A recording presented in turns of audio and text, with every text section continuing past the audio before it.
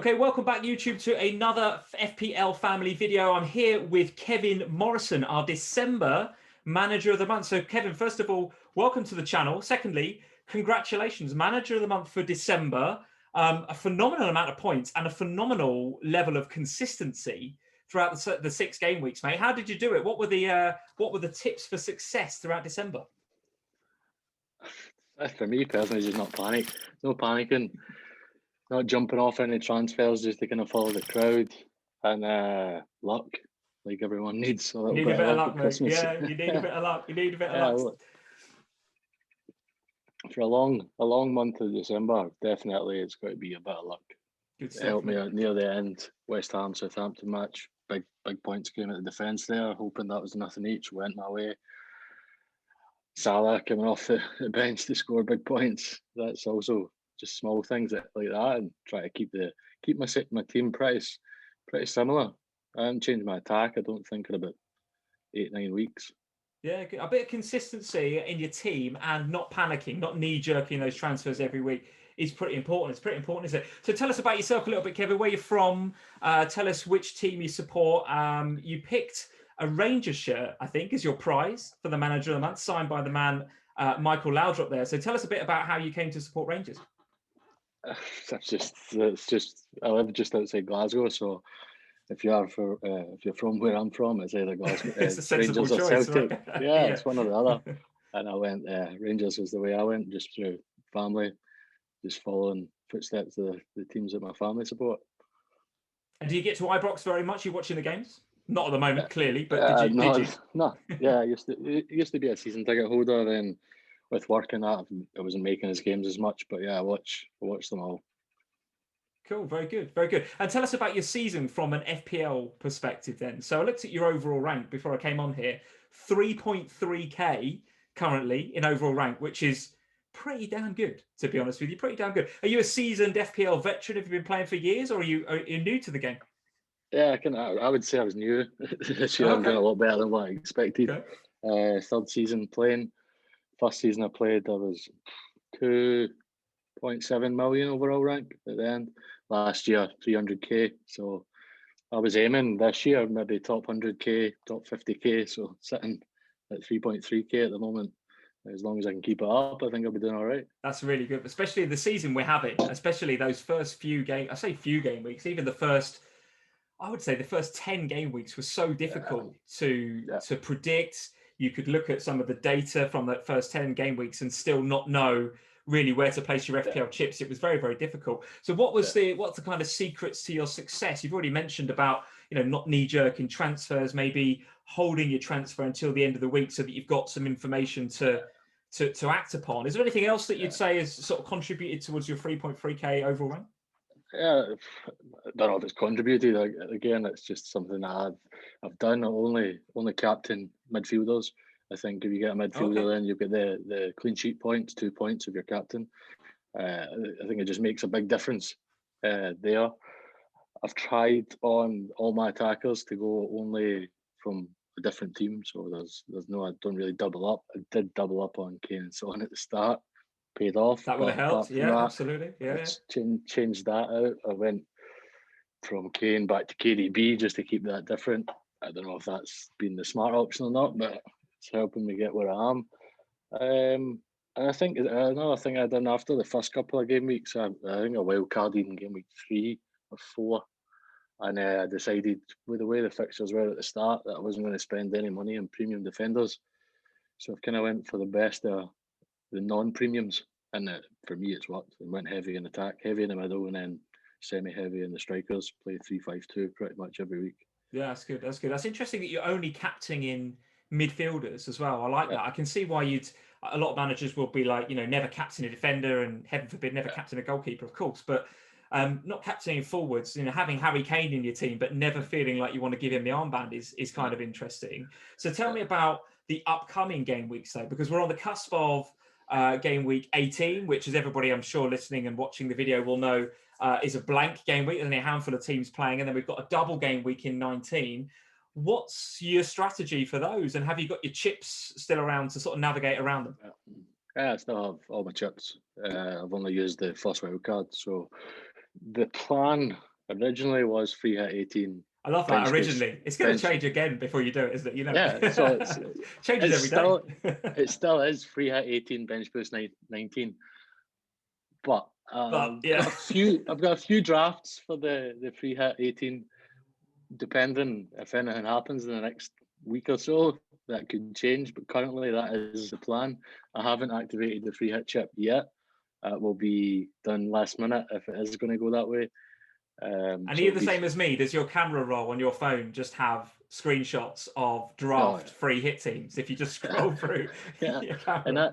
And I've got a few mates as well that we talk back and forward, and we show each other our teams. So I've got all the ones that I sent to them. So you could go back probably to the start of the season. It's just you could maybe get 100 pictures sent in a month of different tinkerings with different teams. And I've got as many pictures of my free hit team as I have of my kids over Christmas, possibly more so, to be honest with you. And like you say, I noticed actually you said when you started that piece there, you said originally my plan was to do this. That's what I love. That's what I love about these blank and double game weeks, is that plans change.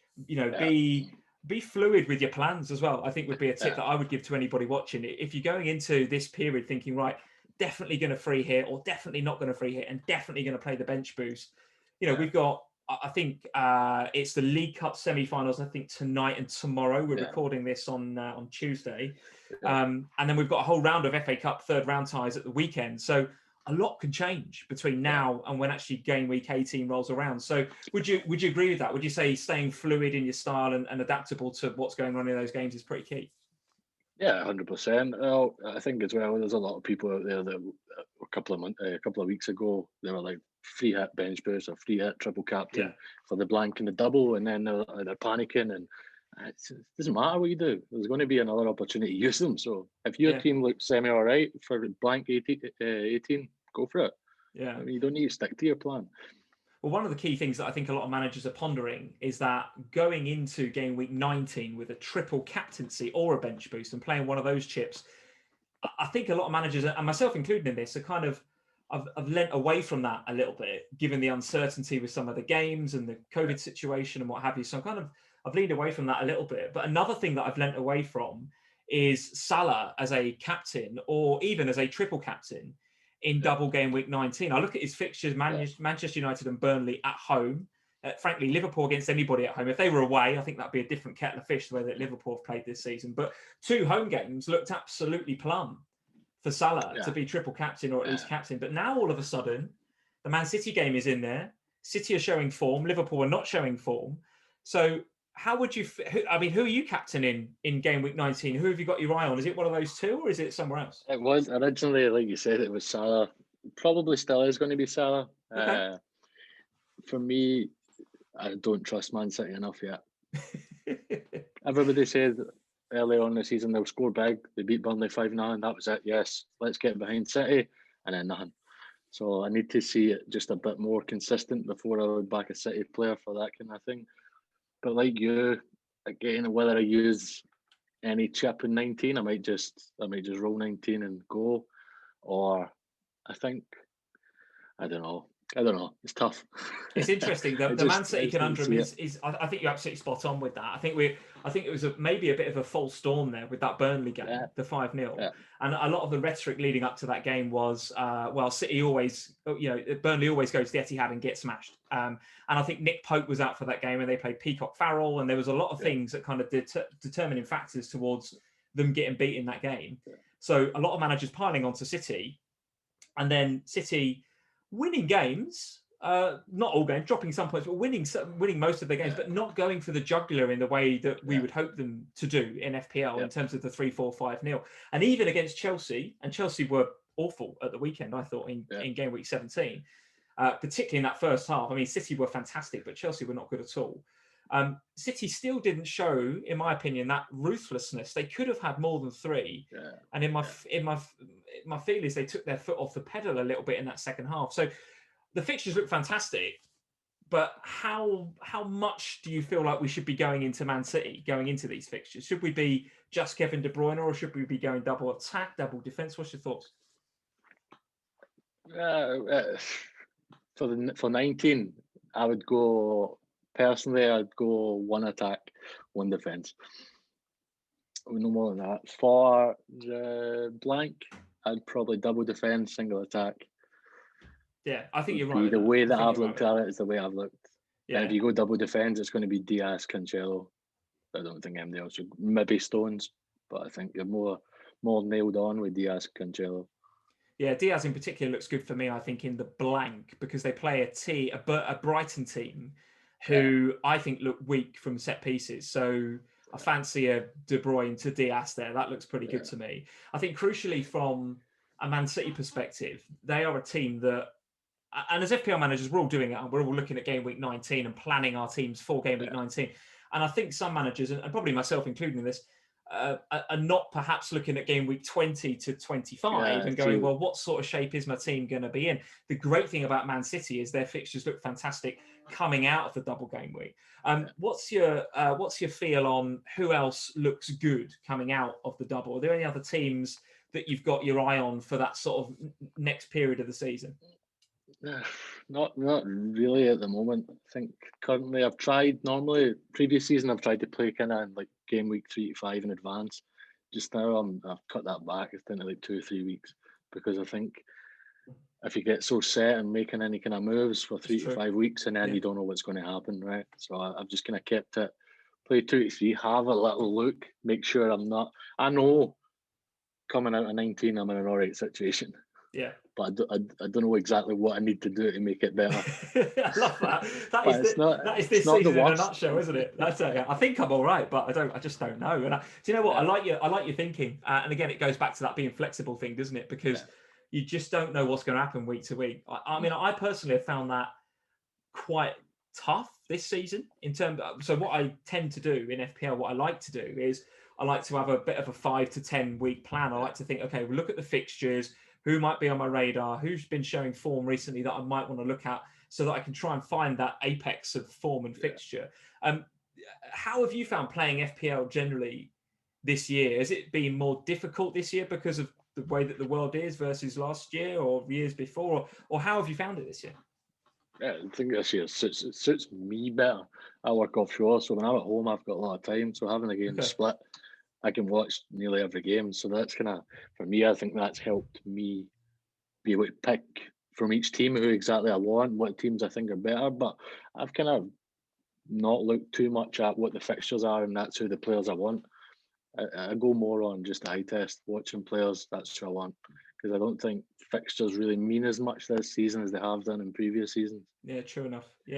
I must admit, I tend to be a fixtures man, and like you say, if that's got less importance this year, which I think you're right, it does, because of the whole home and away thing, maybe that's just affected the way that I play FPL a little bit. Interesting, isn't it? Interesting. I'm with you as well. I think that there's been so much football to watch on TV that you can't help but engage with the eye test a bit more and trust your gut a bit more, and maybe look less at data, because you're spending more time actually watching the football rather than analysing it. But I don't know, there's a lot of FPL managers out there that have found that balance between the two, which is something that I think is the eternal thing that we're all trying to get to, isn't it?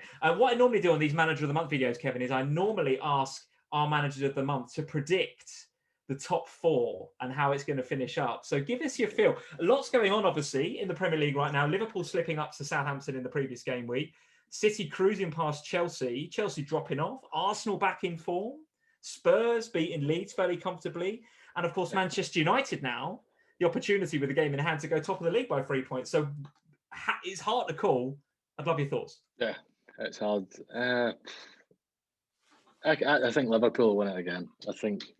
I know, obviously, last night's fixture, 1-0 to Southampton, doesn't really show it. I think Liverpool are strong enough in the long run. They'll get through it, win it. I think Manchester United's probably going to finish 3rd or 4th. And then City, Spurs, maybe in there somewhere. I think they'll be your top 4. What order, I don't know. No Chelsea, no Arsenal, writing them off. Yeah. Unbelievable. Yeah. Unbelievable. And tell me, just before we go, let's wrap up with your thoughts on Rangers then. So Stevie Gerrard, as a Liverpool fan, I think he's doing a cracking job up there. But of course, I'm only watching from a distance. I'm not into the detail in the way that you are. Thoughts on Gerrard? Thoughts on the season for Rangers? What's your expectations and aspirations for the club? Yeah, well, hopefully now we should be winning the league. 19 points clear. Should be doing all right, yeah. So, but there's 3 games in hand, but they're not going to say they're going to win them all. So it's still 19 points. I think it's done well. I think the last couple of years he's just been given time to get his squad the way he wants it, and now he's got it where it is. It seems to be working. Hopefully we can get maybe a bit further in the Europa League this year than we did last year. We got to the last 32 last year, I think. Last 16. So hopefully we can do a bit better there. Whether we could win it or not, I don't know. We've got Spurs in there, aren't they? Yeah. Some tough teams still left in it. Man United's in there. Yeah, absolutely. So, well, at least the league doesn't look too bad. 19 points clear. Yeah. You'd like to think, you never know, but you'd like to think that you'll be all right. You'd like to think you'll be all right. Yeah, we got a good result on the 2nd of January there, beating Celtic. Absolutely, yeah. Very good. So, very good. Yeah. All right. Well, listen. Well, thank you for joining us on the FPL Family YouTube channel. Congratulations again for the Manager of the Month win in December. Like we say, that's probably the longest month we have in terms of the Manager of the Month competition. A typical month is sort of 3 or 4 game weeks, but to be consistently good over 6 game weeks is a fantastic result. And to be 3.3k OR, let me tell you, that is an overall rank that a lot of managers, including myself, would be very happy to have right now in FPL. So listen, thank you for joining us, Kevin. All the best for the rest of the season. Guys, if you enjoyed the video, thanks for listening. Thanks for tuning in. Leave us a like before you go. Hit that subscribe button if you're new to the FPL Family channel. And Sam and I will see you again, as usual, 8:30 on Sunday night for our usual slot, where we will be looking at some of the FA Cup fixtures this Sunday. But we'll also be looking ahead, of course, to the blank game week 18 and the double game week in 19. We'll be seeing how Sam's strategy has changed, whether my all-in strategy has changed on the 2 Manchester clubs and the Arsenal clubs, or whether Sam's spread your risk strategy is the right one to go for in double game week 19. Until then, guys, we'll see you next time.